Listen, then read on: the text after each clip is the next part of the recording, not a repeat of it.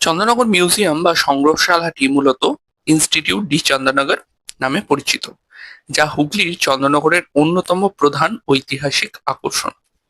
এটি শহরের ফরাসি ঔপনিবেশিক ঐতিহ্য এবং ভারতের স্বাধীনতা সংগ্রামের এক অনন্য মেলবন্ধন। মিউজিয়ামটি যে ভবনে অবস্থিত তা অতীতে ফরাসি গভর্নর জোসেফ ফ্রাঁসোয়া ডুপ্লের বাসভবন ছিল, যা ডুপ্লে প্যালেস নামে খ্যাত।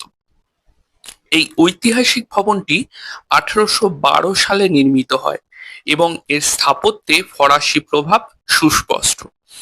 1951 সালে চন্দননগরের ভারত ভুক্তির পর 1952 সালে ভারতের বিদেশ মন্ত্রকের উদ্যোগে এটি একটি কালচারাল ইনস্টিটিউট হিসাবে আত্মপ্রকাশ করে। পরবর্তীতে 1956 সালে এটিকে পরিপূর্ণ মিউজিয়াম ও আর্ট গ্যালারিতে রূপান্তরিত করা হয়। চন্দননগরের প্রখ্যাত সমাজসেবক এবং প্রাচীন নিদর্শন সংগ্রাহক হরিহর শেঠের দান করা বহু দুষ্প্রাপ্য সামগ্রী এই মিউজিয়ামটির ভিত্তি স্থাপন করে।